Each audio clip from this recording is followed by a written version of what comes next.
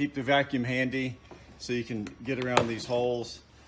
So I removed this one mount for the plastic cover so I could pull the black, whatever that black felt cover off, just to maybe get as much dirt as I can before I take this off. So here's what the manifold screws look like that. Maybe I should have left those in because maybe trash won't fall down in there, but I think it's okay. And this is the 6th one over here, smaller one, goes over there. So there was one 10mm bolt attaching this cover over here, foam cover that covers up some of the high pressure fuel line connections. And now this thing's ready to come apart. It really hasn't taken that much effort at all. Got a bungee pulling these things out of the way, so you can just lift this off. So we've got the coil packs and the spark plugs are under there. So I'll take these off.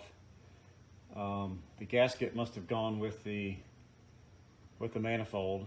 So we'll remove this foam block right here. Let's see, first I'm going to vacuum and put some rags in those holes. But we'll pull this out and then we'll have access to the fuel rails and the injectors.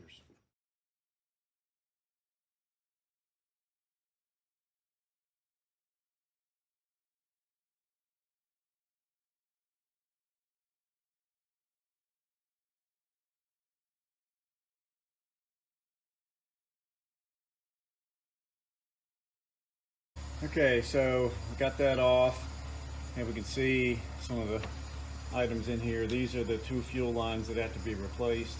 Here's where we're going to vent the fuel pressure. Take that black cap off. Here's the fuel pressure sensor. I have a new one of those. I got new these. These are about $50 a piece. Obviously, we will reuse the fuel rails, and the injectors are below that. Also, I'll go ahead and remove all these plugs because I got to do that as well. Here's one of the valves. I believe I ordered a new one of these. I have to pop that out. And there's another PCV valve. I know you can't see it, but it's back here. I'll get pictures of that later. Since I was in here, I bought a new one of those. Those are about $10, a little less. That one's metal. This is plastic. So let's see, I just took the fuel cap loose. So I'm going to release fuel pressure, and then just start digging in.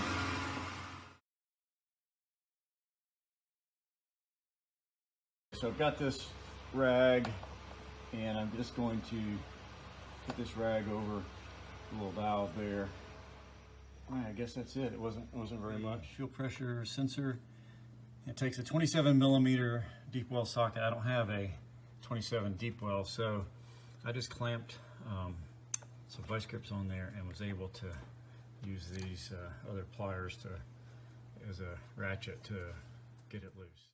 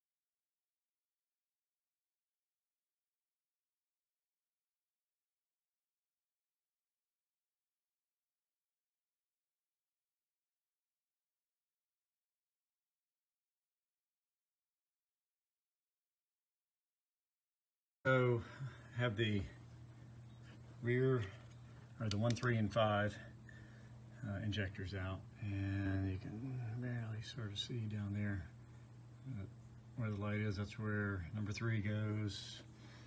And so I've got 2, 4, and 6 out. Those kind of came out pretty easily, just attached to the wiring harness, as you can see there. So I'll just go ahead and unclip these. These are pretty simple.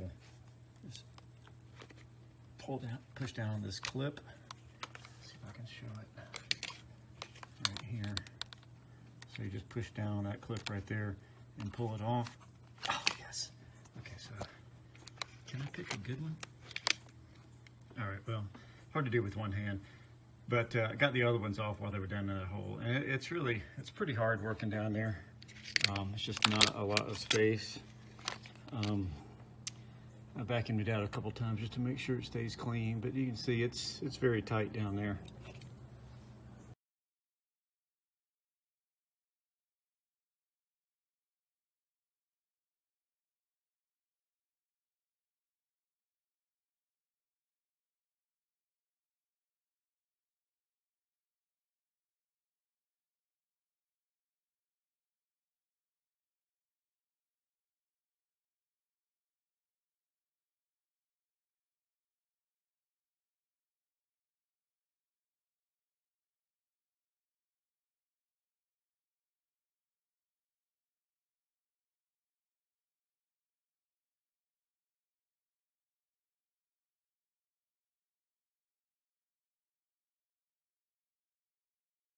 Just a few words on these fuel rails. Really wasn't that hard to get these things positioned. You just rotate them and work them out a heck of a lot easier than getting them out. So the left one, or the back one, really just didn't feel. I didn't feel a nice solid sort of thump when you seat the O-rings.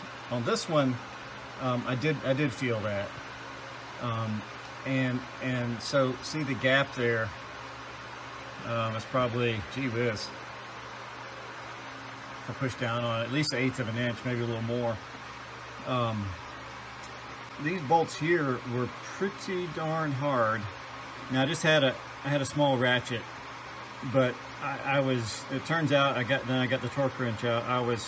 It was taking about 10 foot-pounds just to get this thing down, and the spec is 17, so I guess that was all right, but it felt really hard to me on the smaller ratchet. But I guess the deal is that when we're pushing this down, we're actually seating the O-rings on the other side of the injector, so I suppose that's why it takes a little bit of extra torque. So I'm gonna go ahead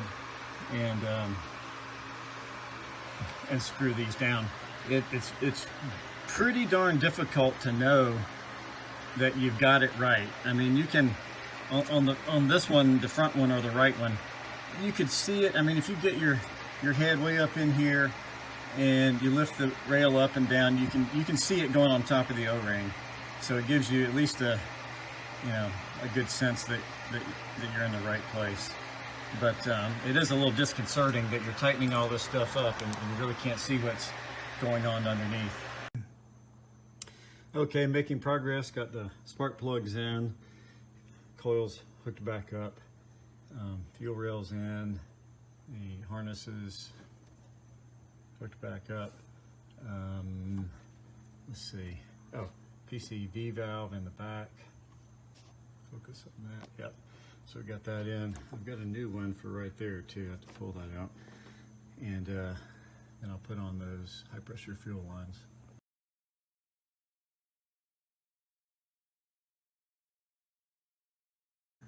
Okay, go ahead and click it.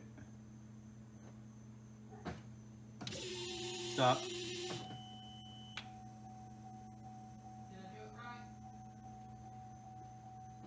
Yeah, I'm not sure we left it on long enough. I didn't mean stop. I meant don't turn the key any farther.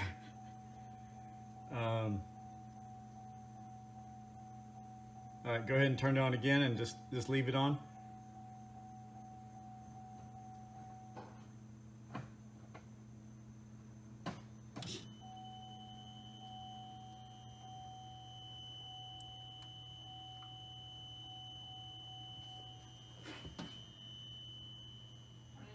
Nope, leave it on.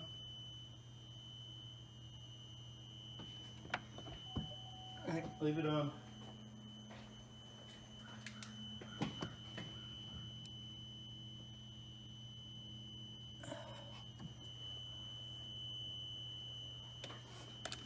Looking for gas leaks.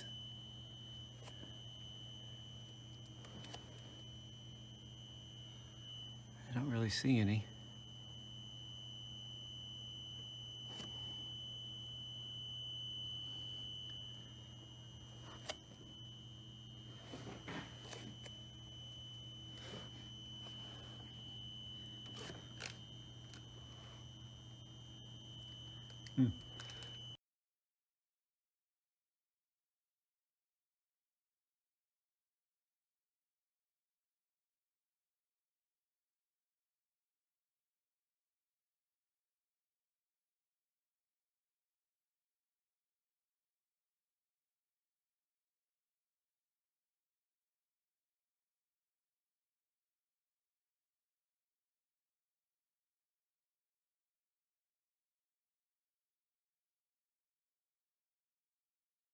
Okay, many hours later, I think I'm done. Got a new hose here, new PCV valve on the back. This hose back, these clamp down. By the way, on these, I use the existing little mounts. I just pulled the zip tie that was in there all the way through and then just routed this new one in there. So you reuse that. Did not have any screws left over, which is nice. New air filter, cleaned all the oil out of this reservoir and this down here. Cleaned the throttle body. Throttle body's back on. Purge solenoid valve is back on. Oh gosh. Okay, I have not torqued these bolts down to what they're supposed to be. All right, so I'm glad I was going through here, just looking at everything. So I'll get that, get those bolts torqued down, and then I will crank it. Okay, got those torqued, 17